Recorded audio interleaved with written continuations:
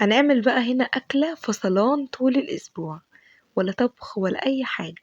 حضري معايا كوباية كبيرة من الدقيق، عليهم معلقة صغيرة بيكنج باودر، معلقة خميرة، وكمان معلقة لبن بودر. كمان هنا هنستخدم رشة من الفلفل الأسمر، رشة من السكر، رشة من الملح، رشة من التوم باودر، بصل باودر. بس كده، مش محتاجين أي حاجة تاني. هنقلب كل المكونات الجافة مع بعضها، ونجيب شوية مية دافيين ونبتدي نضربها بالمضرب. مش هنعجن ولا أي حاجة، احنا يدوب هنضربها بالمضرب. هنكون القوام بتاعها عامل زي الطحينة بالظبط. هنجيب كوباية صغيرة جدا من الزيت أو ربع كوباية كبيرة، دي كوباية صغيرة جدا يا جماعة. هنسيب العجينة ترتاح، نغطيها بكيس بلاستيك أو استرتش ونغطيها كويس جدا. هتاخد حوالي من نص ساعة لساعة إلا ربع. يلا بينا على بال ما ترتاح نجهز الفراخ بتاعتنا اللي هي هنستخدمها للحشوة. ممكن استبدلها، مفيش مشكلة. المهم جبت صدور البانيه وقطعتها شرايح بالشكل اللي انتوا شايفينه، ونزلت عليها برشة من الفلفل الأسمر. بعد كده هجيب بصلتين مفرومين اهو الشكل، نزلت بالفلفل الأسمر علشان يديها ريحة حلوة. بعد كده خليت البصلاية دبلت أو اصفرت، ونزلت بمعلقة صغيرة من الكركم، معلقة صغيرة بهارات فراخ، معلقة فلفل أسمر، وكمان الملح. نزلت بشوية من السمنة معاهم شوية من الزيت. طالما هعمل حاجة على النار تاخد وقت، لازم أحط مع السمنة زيت.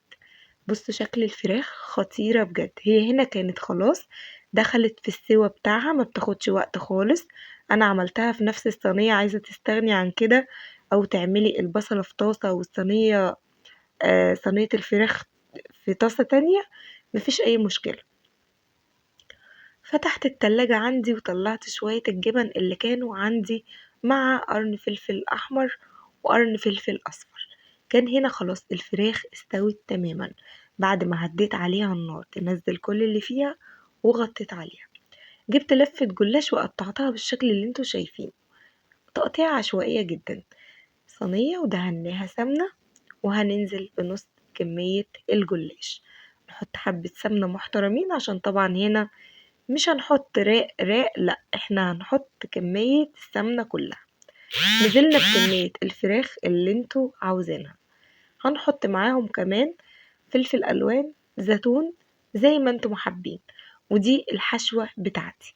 هنقفل الصينية وهنكون مجهزين كوباية من اللبن، بضاية، شوية من الفلفل الأسمر أو رشة فلفل أسمر. طب ليه يا آية بحط فلفل أسمر؟ علشان ما يدينيش زفارة خالص خالص نهائي. نزلنا بكوباية اللبن وهندخل الصينية على الفرن. شوية جبن بقى اللي عندك، ما عندكيش مفيش مشكلة. كانت هنا العجينة ارتاحت وخمرت واخدت الفوم اللي انتوا هتشوفوه دلوقتي. نفتح الاسترتش ونشوفها ونسمي بسم الله. لو بتتفرجوا عليا لحد هنا، ما تنسوش الصلاة على النبي، اللهم صل وسلم وزيد وبارك عليك يا حبيبي يا محمد. كده يعني هنا خلاص كانت العجينة خلاص. هنجيب طاسة هندهنها زيت، وهننزل بكبشة من العجينة أو كبشتين على حسب سمك البيتزاية اللي أنا عاوزاها. هنا عملنا بيتزا وعملنا صينية من الجلاش في أقل وقت خالص حقيقي، ولا طبخ بقى ولا أي حاجة، ولا عجينة ما أخدتش مني وقت.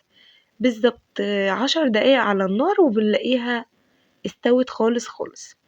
يلا بينا بقى نحضر نحضر لو ما عنديش صوص البيتزا او صلصة البيتزا هقول لكم نعمل معلقة كاتشب، على معلقة صلصة طماطم، على معلقة صغيرة من هريسة الشطة. دي لو عايزاها كريسبي، مش عايزاها كريسبي بلاش معلقة الشطة. بس كده، حطيت الحشو مع الزيتون مع الفلفل الألوان مع أي حاجة موجودة عندي، وأزود الجبن عشان الطعم. هنا كانت خلاص حطيت عليها الحشوة الجبن، وغطيتها دقيقتين بالظبط على النار. الجبنة ساحت.